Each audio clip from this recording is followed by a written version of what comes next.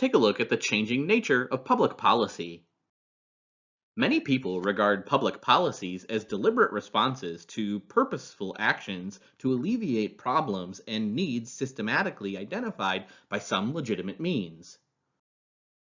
Public policy is an organizing framework of rationales for government programs that deal with specified societal problems. It's commonly assumed that government policies are intended to solve, or at least cope with, major social and economic problems. Let's consider some of the most common popular assumptions about government policy. First, some people believe that governments have clearly defined policies, well thought out in advance, or on all or major issues and problems. Second, many believe these policies are established through some kind of rational choice of better as opposed to worse alternatives made by political leaders. Third, some think everything that is done to address a problem or issues follows these policies.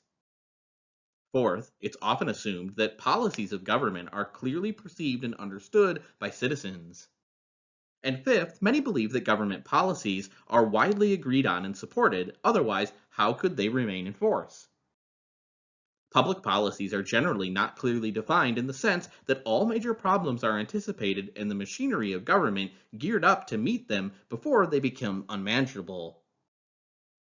Some processes designed to foresee future developments and prepare for them have not accomplished all that they were intended to, and circumstances beyond the control often prevail. As a practical matter, governments could not possibly have predetermined policies on all issues, especially accidents, natural disasters such as earthquakes, floods, and hurricanes, as well as deliberate acts of terror. Thus, policies are more often the product of responses to particular circumstances or problems rather than the result of deliberate action. Because of the size, diversity, and so on, many government activities do not follow official policy directions or support publicly stated goals. Finally, it's rarely true that there's widespread active support for existing public policies, although most have at least passive backing. It makes a difference which situations are defined as problems, who defines them, and why they deserve attention in a policy area. Symbolic actions are proposals for policy changes that serve some limited political purpose but do not threaten the current situation. Public policies then tend to be haphazard, not widely understood or actively supported, and often inconsistently applied.